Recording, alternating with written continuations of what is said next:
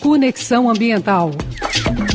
Jornalismo comprometido com o futuro das gerações e com o equilíbrio da vida.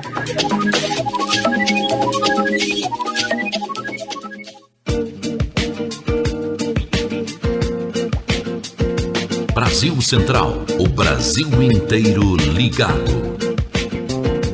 Bom dia, Goiânia. Bom dia, Goiás. Brasil! Bom dia, Brasil. Brasil todo inteiro ligado aqui na frequência 1270 da sua Rádio Brasil Central e também da sua RBC FM 90,1. Este é o programa Conexão Ambiental. Uma ótima manhã para você que nos ouve também pela internet no www.radiobrasilcentral.com.br. Aqui é a nossa webcam e você assiste aqui os nossos locutores, os nossos convidados ao vivo e a cores para todo o Brasil. Hoje, 21 de abril de 2017. Sim! Até quando nossas mesas serão envenenadas pelo uso de agrotóxicos nas lavouras? Universidades e centros de pesquisas em todo o mundo dizem que o impacto na saúde é grave. Por outro lado, a indústria do veneno afirma que a toxicidade, quando existe, está em níveis aceitáveis pelas normas. Mas se existem dúvidas, não seria melhor o consumidor tomar essa decisão e optar por alimentos mais saudáveis? E esses alimentos estão disponíveis em quantidades e preço acessível? Agrotóxicos na mesa até quando? É o tema da nossa conversa de hoje.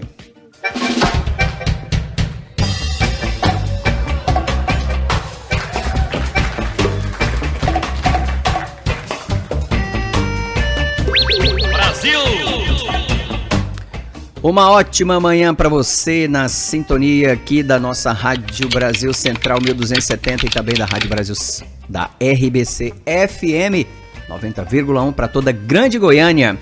Uma ótima manhã para você, bom dia. Começa agora o nosso Conexão Ambiental. O tema de hoje, agrotóxicos na mesa até quando? Se você quiser entrar em contato conosco para participar do nosso programa, você já sabe, o nosso e-mail, conexãoambiental@hotmail.com, o nosso WhatsApp, 629-9977-0482 e o nosso Facebook, programa Conexão Ambiental. Muito bem, antes de começar o nosso programa, eu quero dar um recado aqui, uma frase bem curta e bem sincera. Não há cura para o que não é doença. Estamos entendidos? Pois é. No nosso bate-papo de hoje aqui, nós convidamos dois grandes especialistas para a gente conversar um pouco aqui sobre isso, sobre agrotóxico, né? Tanta coisa que a gente ouve, né? Por rádio, internet, jornal, enfim, televisão. Mas o que são esses agrotóxicos e qual é a toxicidade desses venenos utilizados para o controle de pragas? Conosco aqui na bancada da Rádio Brasil Central, professora Verusca Prado Alexandre, bacharel em nutrição, é professora assistente da Faculdade de Nutrição da Universidade Federal de Goiás. Ela é membro do Grupo de Trabalho em Promoção da Saúde e Desenvolvimento Sustentável da Associação Brasileira de Saúde Coletiva, a Abrasco, e é uma das autoras do dossiê Abrasco, um alerta sobre os impactos dos agrotóxicos na saúde. Bom dia, professora Verusca, seja bem-vinda aqui ao Conexão Ambiental e à Rádio Brasil Central. Bom dia, Emerson, bom dia a todos, muito obrigada. Quero agradecer a oportunidade de estar aqui para debatendo esse tema sobre os agrotóxicos e tratar um pouco, né, de desmistificar algumas questões, trazer algumas questões para debate, para a gente refletir um pouco sobre a nossa alimentação e essa questão da contaminação dos alimentos pelos resíduos de agrotóxicos. Uhum. Professora, uma pergunta bem simples para a gente começar aqui o nosso bate-papo. Agrotóxico causa câncer? Então, segundo, né, o nosso Instituto Nacional do Câncer, há correlação sim entre a questão da aplicação dos agrotóxicos nas lavouras dos alimentos e alguns casos de câncer. E essa questão da toxicidade dos agrotóxicos, ela já é bem estudada em todo o mundo, inclusive não há controvérsias com relação a isso, que a gente tem alguns conjuntos de agrotóxicos, um grupo grande de agrotóxicos que são possivelmente associados com câncer, com o desenvolvimento desses. Um desses é o próprio glifosato, que é um agrotóxico extremamente utilizado em culturas de soja, e que ele tem, a gente chama, né, de teratogenia, ou essa capacidade, né, de causar mutação das células e vir a ter casos de câncer relacionado a eles.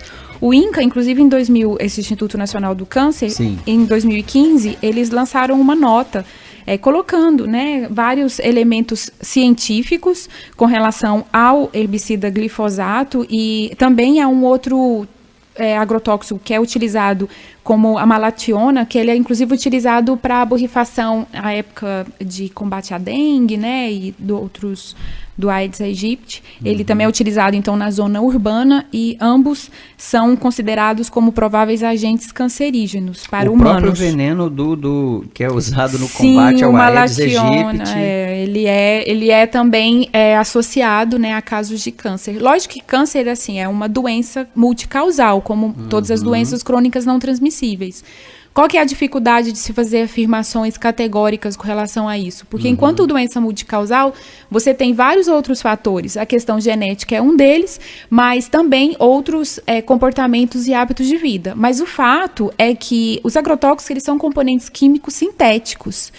Né? E como componentes químicos sintéticos, eles têm uma capacidade como prováveis agentes cancerígenos que pode potencializar essa, por exemplo, predisposição genética, ou mesmo potencializar associando com outros fatores de risco o desenvolvimento do câncer. Por isso que a gente, né, luta para a redução e eliminação mesmo do uso de agrotóxico. Professora Verusca, e me parece assim que essas informações, pelo menos essas primeiras que você colocou aqui, não são informações que estão assim, que é do conhecimento da população, né? O caso desses estudos do INCA, que é o Instituto Nacional do Câncer, renomado, né? Parece que não são conhecimentos. Esse aí, por exemplo, que esse veneno, né, que é utilizado para borrifar, controle de revetor, né? Controle aí da dengue, que é uma coisa que é do nosso, né? É do nosso dia a dia, né? Principalmente não, em todas as épocas do ano agora, né? E não são informações que estão assim acessíveis, pelo menos acessíveis, mas a população não tem acesso a esse tipo de informação, e isso é muito delicado, isso é muito, eu digo até assim, é sério, é um assunto sério, seríssimo. Sim, a questão do acesso à informação hoje, acho que não somente com relação aos agrotóxicos, mas outros também fatores de risco que a gente está exposto à nossa saúde, né? É uma questão muito séria, e eu acho que é aí também, né, a importância de programas como esse, que trazem o tema para esclarecimento. Há toda uma dificuldade. Ontem mesmo eu estava revendo um relatório que o Ministério da Saúde lançou por meio da Anvisa, do Programa de Análise de Resíduos de Alimentos, relatório extremamente técnico, e que mesmo para mim, né, que estudo o tema, que tenho já algum conhecimento acumulado, é difícil entender os termos que eles colocam. Então, acho que há uma dificuldade de traduzir as pesquisas que saem com relação a isso. Uma outra questão também como traduzir isso para uma linguagem mais popular, ou uma linguagem que todos, independente de você ser da área da saúde ou mesmo da área das ciências agrárias, né, e conseguir entender. Mas uma outra questão é que é um tema pouco quisto, né, pouco desejado aí, porque envolve comércio. Né? Hoje em dia, agronegócio, ou onde está, né, onde predominantemente se tem mais...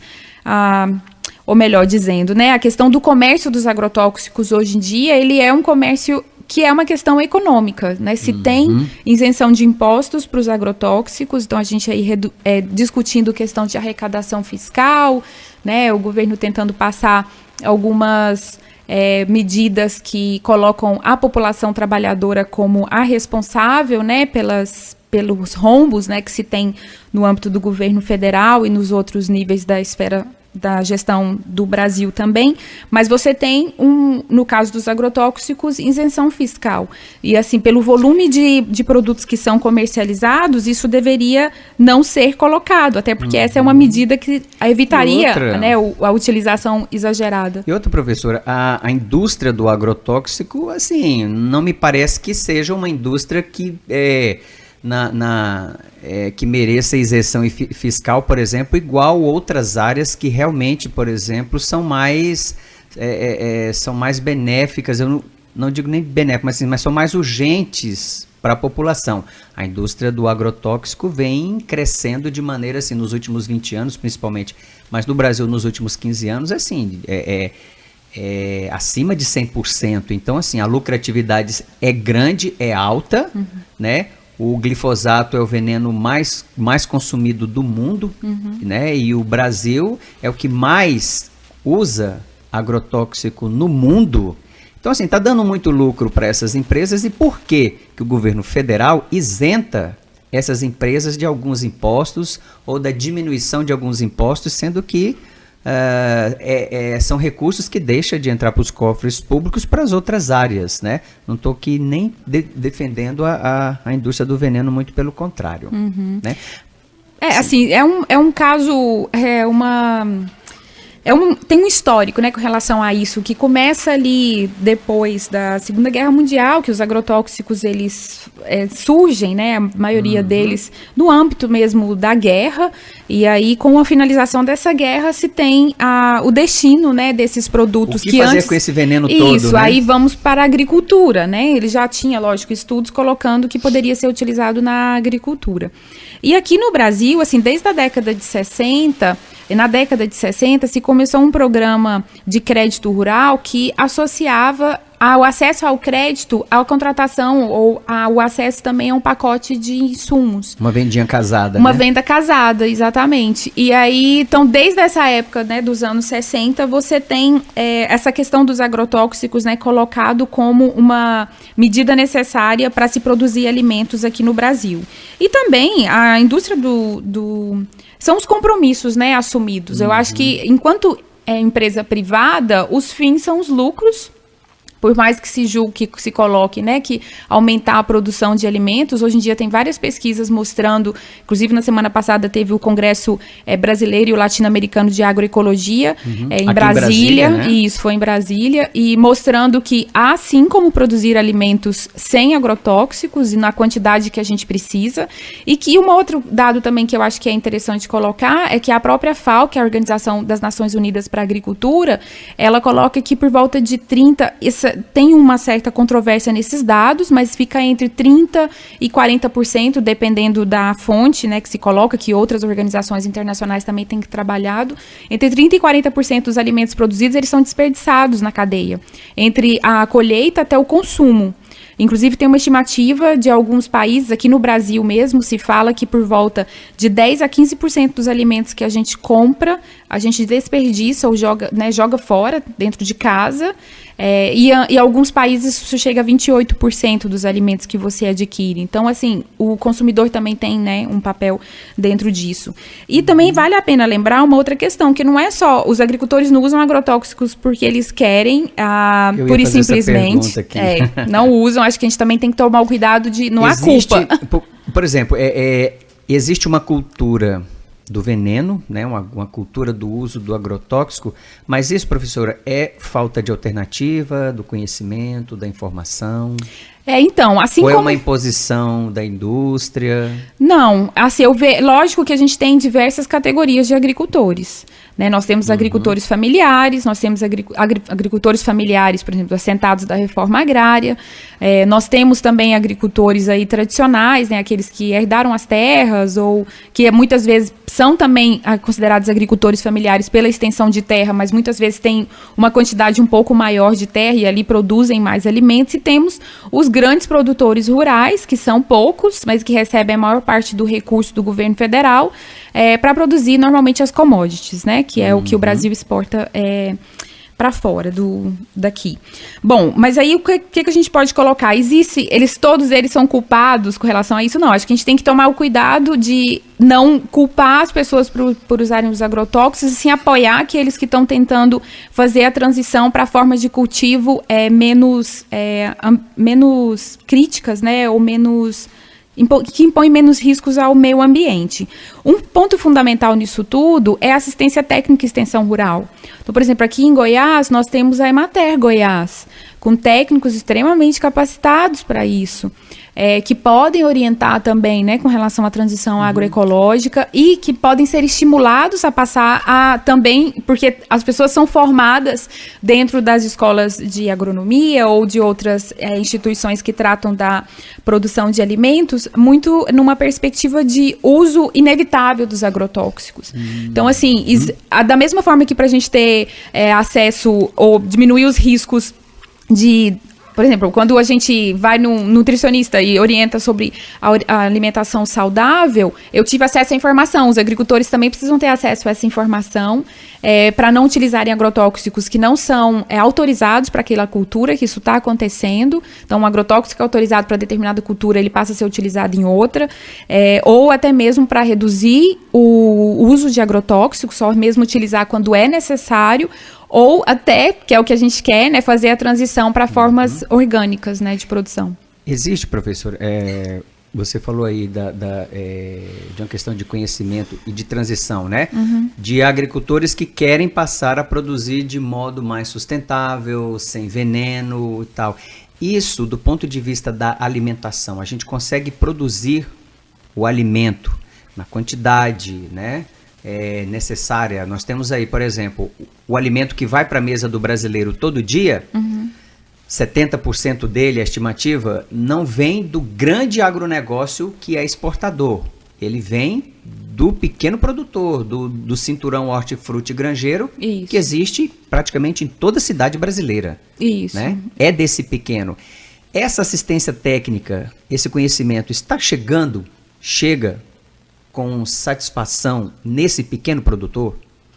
Então, não, né? A gente sabe que é um entrave hoje em dia, nem todos os municípios têm a quantidade de técnicos necessários para promover essa assistência técnica e extensão rural da forma, da frequência, né, que seria adequada, e o que se precisa fazer é estipular como uma política pública, tanto o governo do estado colocar, né, mais recursos na Emater, fortalecer a própria Emater nesse sentido, como também o governo federal, né, implantar de fato a política nacional da assistência técnica e extensão rural, que ela foi aprovada, é uma demanda social, construída inclusive com diálogo com movimentos sociais e o governo, mas que de fato não saiu do papel.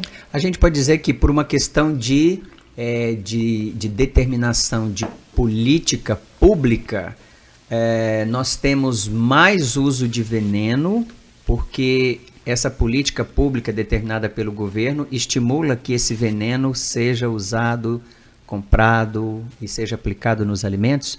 Mas essa pergunta você me responde no próximo intervalo. Vamos ao nosso primeiro intervalo e a gente já volta. Conexão Ambiental.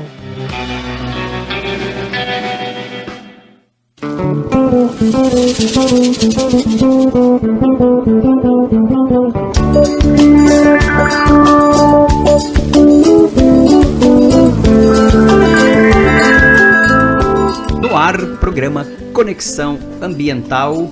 Hoje estamos conversando sobre o nosso tema de hoje, agrotóxico na mesa até quando?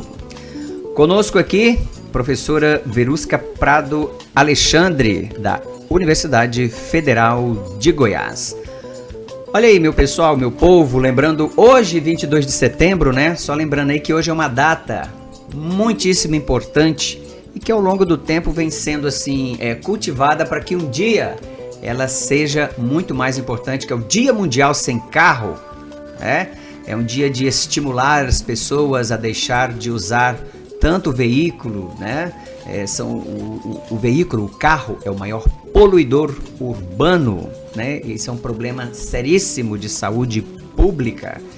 Mas também deixar o carro em casa significa, se nós pudéssemos ter acesso, né, a um transporte público realmente de qualidade, aí eu já vou falar aqui de Goiânia, né? Seria interessante a gente deixar o carro em casa, mas o nosso transporte público se arrasta em todo o país, né, de forma capenga, de forma absurdamente cara. E aí, como é que se você chega para o cidadão e diz, olha, amanhã é o Dia Mundial Sem Carro, hoje é o Dia Mundial Sem Carro, vamos deixar o carro em casa, vamos usar a bicicleta, vamos andar um pouco mais a pé, pequenas distâncias, curtas distâncias, vamos usar o nosso transporte público, imagina, né? Fica aí uma reflexão, mas vamos fazer a nossa parte, né? Olha só, domingo temos um evento, né? Está sem nada para fazer, você quer procurar uma coisa legal, né, para fazer para você, para o meio ambiente? Domingo acontece o 7º Semear Conhecimentos Goiânia. Vai ser lá no Bosque dos Buritis. E o que acontece lá?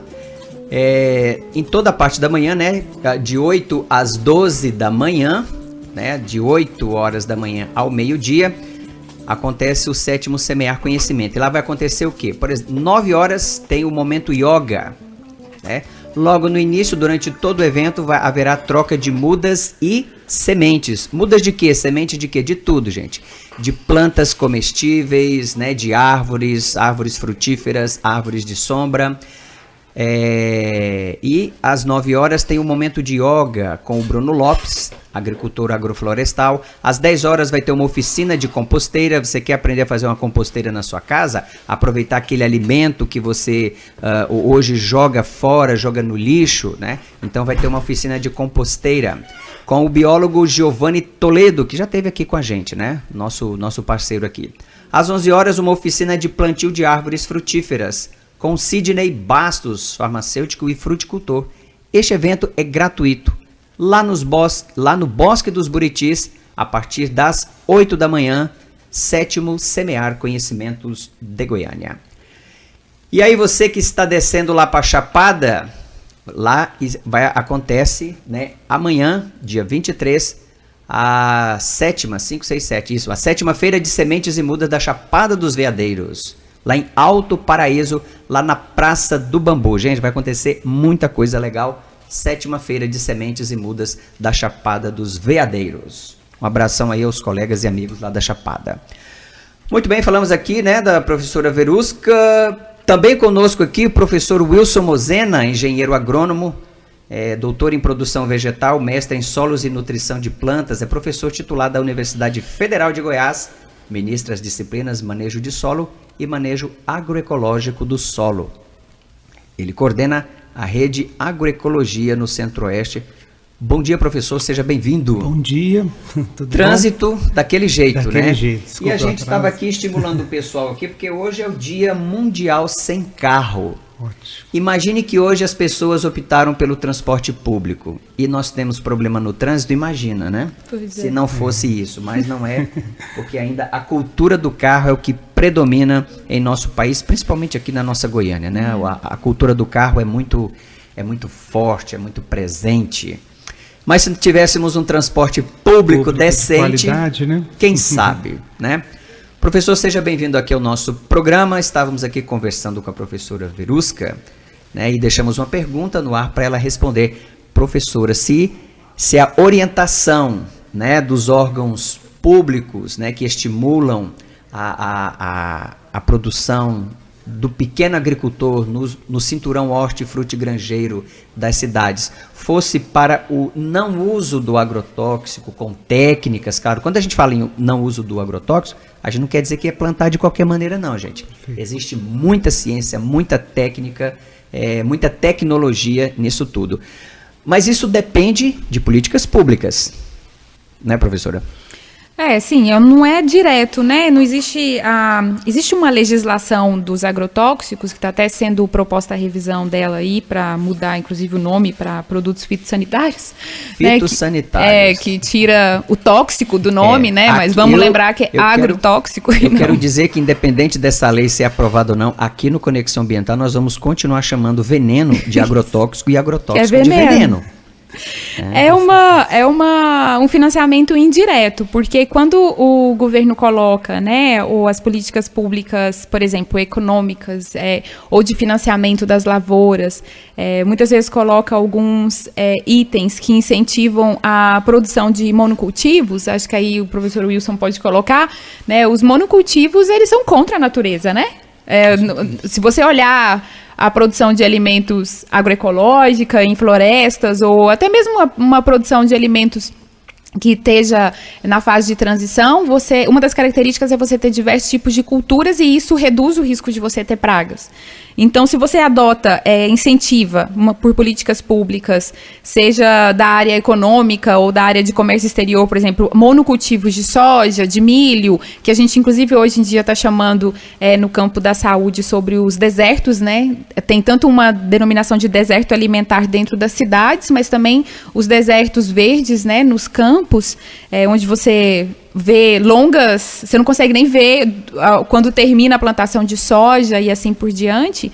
Isso acaba incentivando o uso de agrotóxicos, porque o monocultivo traz com que o meio ambiente fique mais vulnerável a pragas e outras questões. Professor Wilson, nós temos conhecimento, né, acumulado, pesquisas suficientes para questionar, né, e até mesmo proibir o uso dos agrotóxicos na agricultura? Então, acho que esse é um assunto polêmico, né? Tem sempre dois lados com seus argumentos, né? Mas é incontestável que o modelo de agricultura baseado exclusivamente no uso de agrotóxicos, ele é altamente dependente, né, desses insumos, dependente de financiamento, né? Inclusive muitas vezes subsidiado, e deixa impactos de um passivo ambiental que, se fosse computado, a atividade não seria economicamente viável, né? Então, acho que essa que é a grande questão. Esse modelo de agricultura altamente dependente de insumos externos, ela só é viável, né, através de incentivos governamentais que meio mascaram, né, esse passivo ambiental. Então, é possível sim, isso a gente teve na semana passada no Congresso Brasileiro de Agroecologia, e esse é um tema sempre recorrente, né? A agroecologia é capaz de alimentar o mundo? Então, a resposta, pelo menos que o Congresso teve, é capaz, e com alimentos muito mais saudáveis, né, que vão garantir aí uma qualidade de vida para a população de hoje e do futuro muito melhor, né? Mas, professor, por exemplo, a resistência hoje, né, no nível que nós chegamos, resistência de determinadas pragas que é impossível não usar o veneno, o agrotóxico? Eu acho que aí tem, vamos dizer, várias dimensões, né? Eu acho que um dos problemas que a gente tem hoje é que muitos dessas pragas, né, que hoje são resistentes a agrotóxicos, elas não eram no passado, né? Ela foi exatamente pelo uso inadequado. É o mesmo que acontece, por exemplo, com o uso, por exemplo, de antibióticos. A resistência, exatamente, com o tempo... Então, nós temos aí superbactérias presentes nos hospitais, com grande, né, mortalidade aí presente, né, em diferentes partes do mundo, diferentes partes no Brasil e em Goiânia também, em decorrente do uso inadequado de antibióticos, né, o uso, como se diz, irresponsável até de antibióticos. Mas mesmo que não seja, né, por exemplo, no caso dos antibióticos, eu quero fazer uma comparação com os agrotóxicos, essa resistência, ela só existiu em decorrência do uso indiscriminado, ou seria um processo natural mesmo? Como se diz, a biologia, ela está aí no mundo há 1 bilhão de anos, né? Então ela sempre encontrou mecanismos de se adaptar a situações, né, novas, situações de estresse, né? Então isso é uma coisa da própria vida, né? A vida quer se perpetuar. Então as pragas, denominadas pragas aí dos cultivos, elas são importantes nos diferentes elos tróficos da vida, né? Consequentemente, ela acha um jeito de sobreviver, né? A maioria dessas pragas são os artrópodes, né? Os insetos, e eles estão aí há muito mais tempo que nós, né? No planeta, e logicamente tem mecanismos de resistência. Agora, um ponto importante também é o seguinte, é que há agrotóxicos e há agrotóxicos. Então, tem agrotóxicos que hoje estão no Brasil, que eles têm uma já é sabido no mundo, né, que tem problemas sérios aí, ambientais e que causam essas resistências, né? E que, segundo alguns, já existem produtos que poderiam substituir eles com um impacto muito menor. E esses produtos só são lançados no mercado a partir do momento que a legislação proíbe. Então, quer dizer, a gente já teria dos principais agrotóxicos que causam impactos, né, na vida dos seres humanos, na vida da biologia, etc., e que estão no mercado brasileiro em função de pressões dos vetores econômicos, né? Mas, na verdade, existe solução tecnológica para substituí-los, né, numa fase aí de transição, né, para um determinado momento. Professora Verusca. Não, é só colocar que eu acho que além, né, isso que o professor Wilson está falando, que é um outro ponto que é muito preocupante, é o fato da gente ainda utilizar alguns agrotóxicos que são proibidos na comunidade europeia. Por exemplo, se não se vende isso na Alemanha ou em algum país da Europa, por que vender aqui? Né? Então, assim, por que os países subdesenvolvidos têm que ser um local onde se tem o destino final desses agrotóxicos? É igual essa polêmica aí recente do amianto, que vez ou outra vem, 75 países já deixaram de usar, baniram isso, mas nós aqui continuamos a produzir e a gerar um passivo aí, né, na saúde humana e na saúde ambiental também enorme. E mesmo quando é banido, por exemplo, eu fiquei sabendo disso ontem até, o paraquat foi banido, só que daqui 3 anos. É um veneno. É um veneno, o uso dele especificamente, eu não me recordo agora. Ele é um herbicida. Herbicida, ele foi banido, mas é só para daqui 3 anos. Então, assim, como que é algo que já está comprovadamente, ele causa alta toxicidade aguda e crônica também, né? Mas agudo, por exemplo, irritação de pele, ou mesmo vômitos, diarreias, casos até mais graves de infecções respiratórias, e ele vai ser banido ainda daqui 3 anos. Então, professor, esses venenos, a gente sabe que existe aí dezenas, talvez centenas, né, de princípios aí, de tipos de agrotóxicos. Qual é a média, assim, a natureza, o meio ambiente consegue degradar isso com o tempo a ponto de falar, não existe toxicidade no solo mais? Perfeito. Então, normalmente, esses produtos, né, até para serem aprovados, eles passam por, é obrigatório para o registro deles, vários dossiês, né? Dossiês ambiental, dossiês toxicológicos, dossiês da eficiência agronômica, em cada um de um órgão público responsável, Anvisa, o Ministério do Meio Ambiente, o Ministério da Agricultura, né? E teoricamente, esses dossiês deveriam garantir, né, que o produto fosse degradado e não deixasse resíduo no solo. Mas esses estudos são estudos de alta complexidade que tem que levar em consideração também as condições ambientais, né? E muitos deles foram conduzidos em países de clima temperado, extrapolado para as condições tropicais. Então, há situações de que agrotóxicos têm uma certa toxicidade e na degradação eles transformam assim, em metabólitos que são mais tóxicos ainda, entendeu? Então, às vezes, assim, dá a impressão de que degradou, resolveu. Às vezes, não, às vezes eles degradam e dão um metabólito com um grau de toxicidade maior ainda. Então, isso depende muito da interação, das características, né, físico-químicas do produto, interagindo com o meio ambiente, com o solo, com as condições ambientais, precipitação, etc., né? E o ideal era produtos que se degradassem até CO2,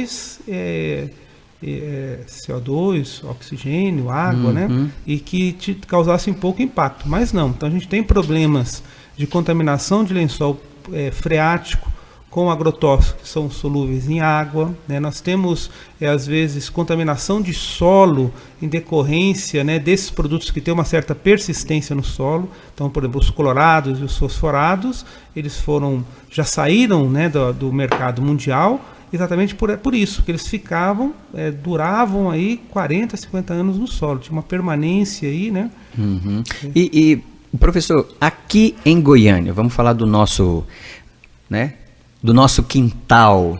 Existe, por exemplo, os alimentos quando chegam ali, frutas, verduras e legumes, quando chega no Ceasa, isso há um controle, a gente conhece o nível de toxicidade que esses alimentos estão sendo vendidos aqui no Ceasa de Goiânia?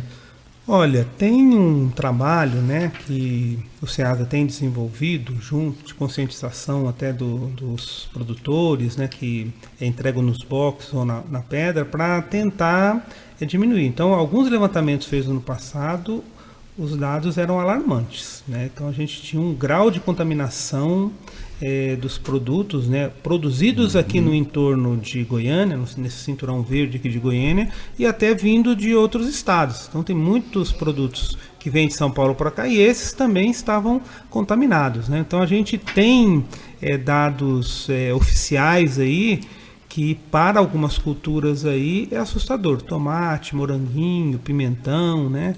Pepino, cenoura, até alface, que é uma cultura muito fácil de se produzir. A gente tem encontrado irregularidades no sentido de que, às vezes, níveis de resíduos maiores do que o permitido e, principalmente, produtos não registrados para aquelas culturas que estão lá. Então, a gente ainda tem que evoluir muito, tem que melhorar muito, né? Não é uma laje da população, mas a gente realmente não sabe o que está comendo, né? Muito bem, mais um breve intervalo e a gente volta para o nosso próximo bloco.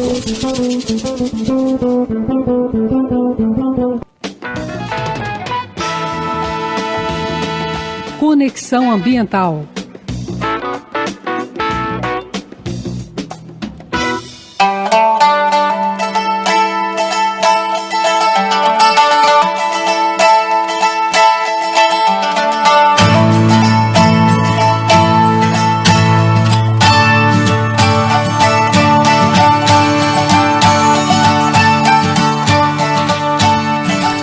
Conexão Ambiental no ar aqui pela sua Rádio Brasil Central e também em cadeia com a RBC FM para toda a Grande Goiânia. E pela internet você pode nos acompanhar e nos seguir www.radiobrasilcentral.com.br. Aliás, você não só nos ouve como também nos vê pela nossa webcam. Conosco aqui professor Wilson Mosena, engenheiro agrônomo da Universidade Federal de Goiás, também a professora Verusca Alexandre, nutricionista, professora da Faculdade de Nutrição da Universidade Federal de Goiás. Professor Wilson, quando a gente fala em agrotóxico, né, uso de agrotóxico, quase sempre a gente também fala em produtos transgênicos, né, porque existe aí uma associação, né, muitas empresas vendem o produto, determinada semente casado, aí eu não sei se é casado, se a venda é casada, já com agrotóxico, né? Costuma acontecer, né? É proibido. Problema no veneno, problema também na semente. Então a grande promessa, né, do uso das sementes transgênicas é que elas viriam acompanhadas com uma diminuição dos agrotóxicos, né, do uso dos agrotóxicos. Mas na verdade isso não aconteceu. O que aconteceu foi um aumento, né, e a gente está nessa estatística desagradável de ser o maior consumidor de agrotóxicos do planeta, né? Então acho que como quem domina essa tecnologia hoje são as grandes transnacionais que vendem os agrotóxicos, então uma coisa acabou motivando a outra. Então acho que talvez se a tecnologia da transgenia fosse das instituições de pesquisa, ela disponibilizasse, então quem domina isso, né, então foram grandes negócios, a gente está vendo aí fusões, por exemplo, de empresas Bayer com Monsanto, né, da DuPont, Cadal. Na verdade, essas grandes fusões, elas objetivam casar, né, o componente da semente, com o domínio das transgenias, com o dos agrotóxicos.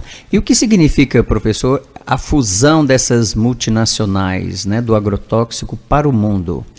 Então, na verdade, o mercado está se concentrando. Então, essa é uma tendência que vem desde da da década de 80, 90, né? E, na verdade, as informações que se falam é que o objetivo único e exclusivamente dessas fusões, né, isso é regulado pelos os órgãos aí que defendem a concorrência, né, as leis de mercado aí, que no Brasil é o CAD, né, mas há avaliação disso. Então, por exemplo, uma empresa, a hora que adquire a outra e começa a dominar o mercado, às vezes há recomendações de elas tirarem alguns segmentos, né, para ficar em. Então, isso está acontecendo no caso dessas fusões aqui no Brasil.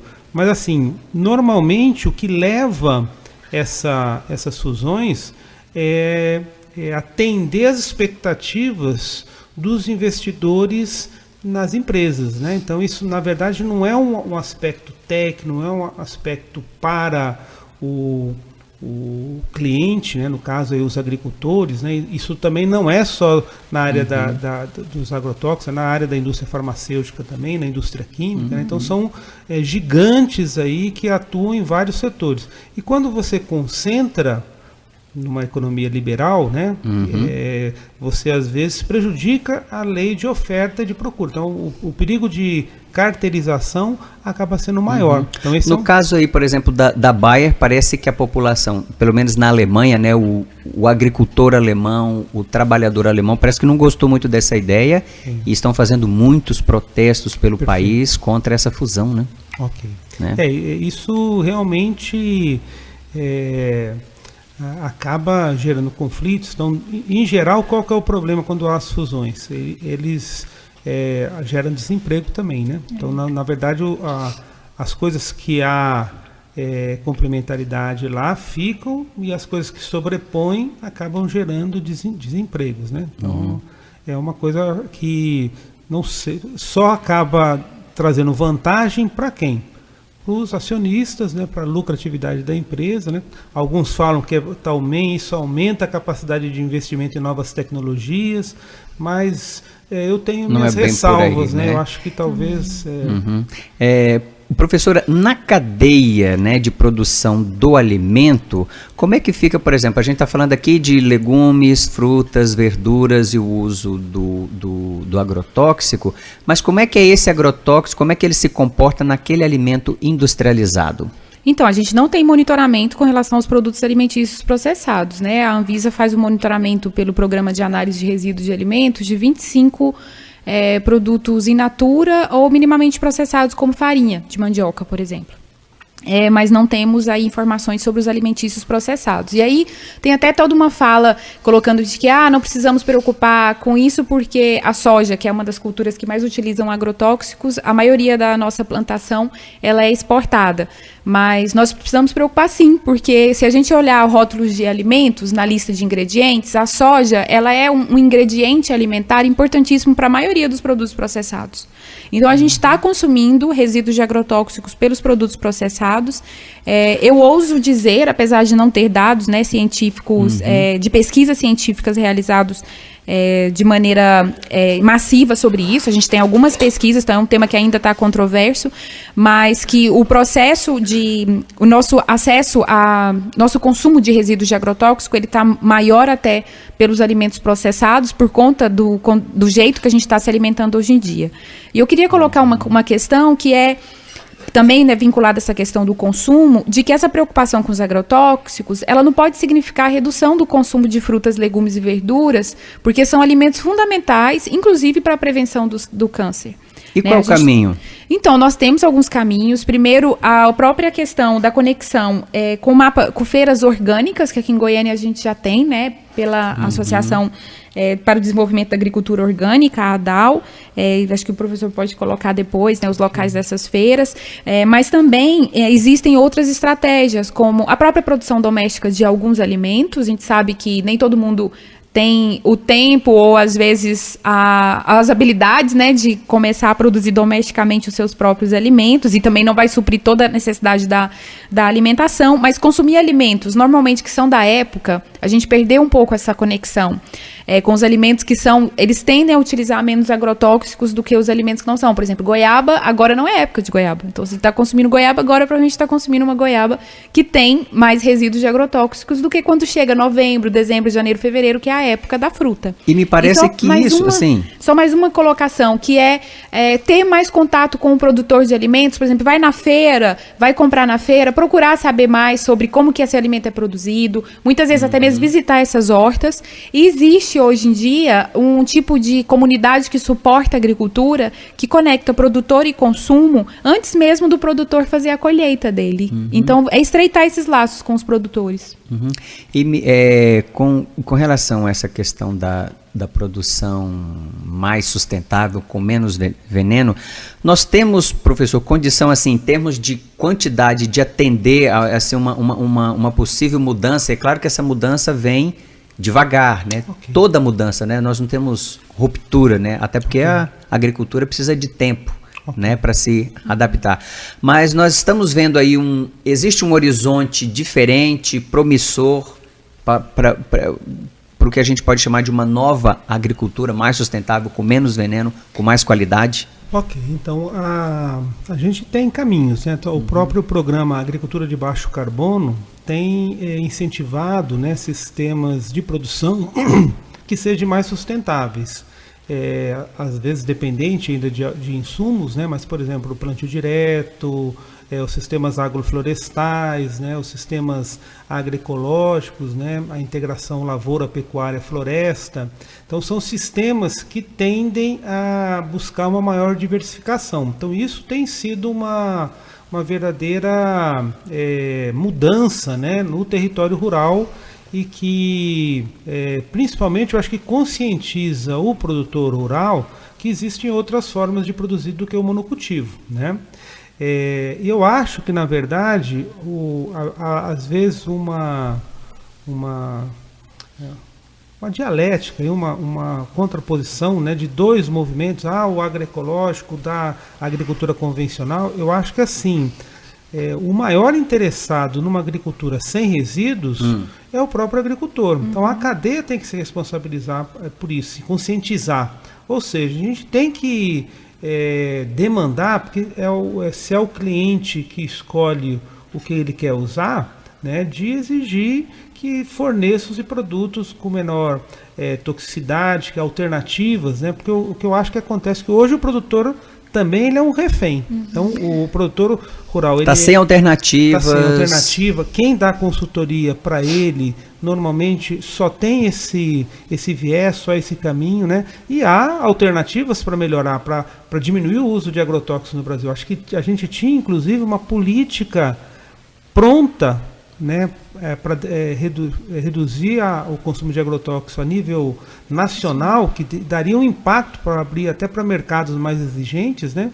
E talvez por uma falta de entendimento, né, os vetores ligados ao agronegócio imobilizaram essa política. Era uma política que ia favorecer ela, né? Porque o que acontece? Nós já tivemos cargas de produtos brasileiros que chegou no exterior, foram refugados, como aconteceu com o suco de laranja. Então, o suco de laranja produzido deu um prejuízo enorme para a cadeia. Então, quem deveria estar preocupado eram os órgãos, né, que representam aí o agronegócio, de diminuir o número de agrotóxicos, de usar produtos de menor impacto ambiental, né, e que deixem menos resíduos, porque isso pode implicar em prejuízos financeiros assustadores, né? Professor, se as políticas públicas não caminham, né, para uma alimentação mais saudável, se nossos políticos têm essa resistência, né, talvez talvez as benesses, os gracejos das grandes indústrias, do veneno, das multinacionais, sejam maiores do que a vontade nossa de ter uma agricultura diferenciada, qual é o papel do consumidor nesse processo? Tudo, né? Eu acho que primeiramente o consumidor tem que estar consciente, né? Eu acho que o que aconteceu na Europa foi exatamente isso. As pessoas se conscientizaram, né, das coisas que estavam acontecendo com a qualidade de vida deles, adoecendo, etc., né?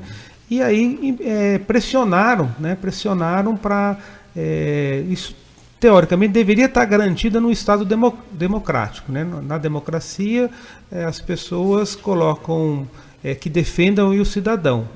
A nossa democracia ela está em processo aí de amadurecimento, né? Há muito tempo, por sinal, né? A gente espera que um dia ela saia, né? Saia dessa situação, né? Mas assim deveria estar atendendo os anseios da população. E a população tem que estar consciente. Então, às vezes, a gente vê propagandas na grande mídia que passam uma imagem da agricultura brasileira que ela é ficção, né? A gente tem problemas de ordem social, a violência no campo nunca foi tão muito alta, grande, né? A violência contra as comunidades tradicionais, as comunidades indígenas e o vetor econômico, às vezes, como o grande objetivo, e na verdade ele também está sendo negligenciado, porque isso tem impacto, né? Nós já tivemos, por exemplo, na cadeia da carne, embargos em função dos problemas de ordem, né, social e ordem ambiental para mercados consumidores importantes, né? Então, no mundo globalizado, o que a gente faz aqui é visto por todo mundo, né? Não tem como. Isso acaba impactando a cadeia economicamente, né? Aqui no caso de Goiás, Goiânia, né? Nós já estamos quase finalizando o nosso programa aqui, mas rapidinho, professor. Nós temos espaço onde essa agricultura mais sustentável já chegou e está ganhando espaço, né? Perfeito. Então, aqui em Goiânia, a gente tem essa questão do cinturão verde, que produz hortaliças e frutíferas, né? Que, de uma certa forma, tem um problema sério da assistência técnica. Então, a assistência técnica para esses produtores acabam sendo prejudicada por não ter a assistência técnica pública. Então, esse é um dos entraves também.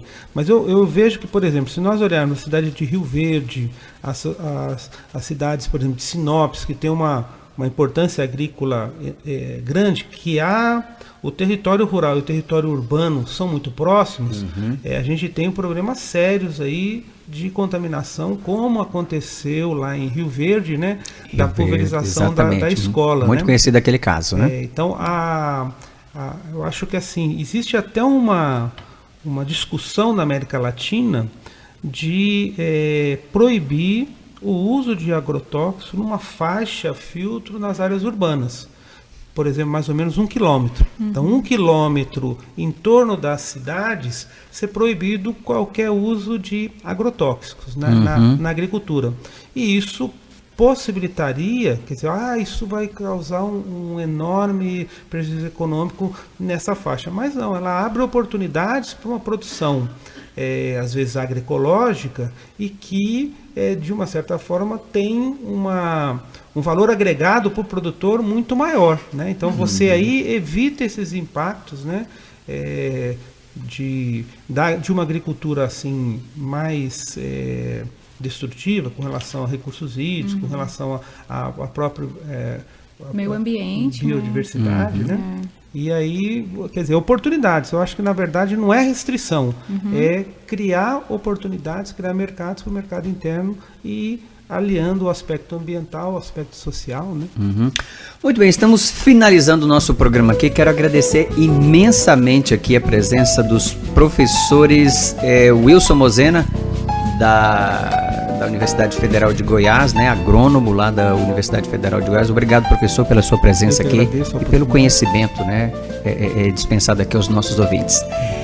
Professora Verusca, também muito obrigado, nutricionista, né, da Escola da Faculdade de Nutrição da Universidade Federal de Goiás. Obrigado, professora. Obrigada a todos. Muito bem, lembrando aqui que amanhã tem a 7ª Feira das Sementes e Mudas da Chapada dos Veadeiros. Você que está descendo para lá, né, aproveite, participe, conheça, né, a finalidade, a função, o objetivo dessas feiras, né, da Feira das Sementes e Mudas da Chapada dos Veadeiros.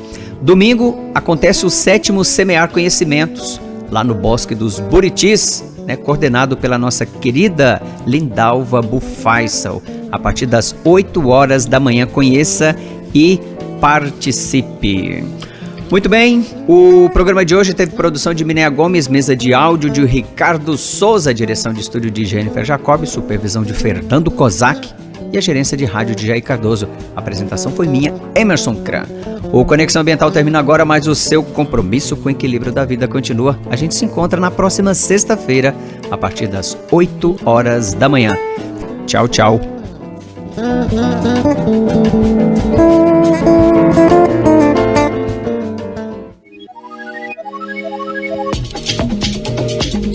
Conexão Ambiental. Jornalismo comprometido com o futuro das gerações e com a vida no planeta.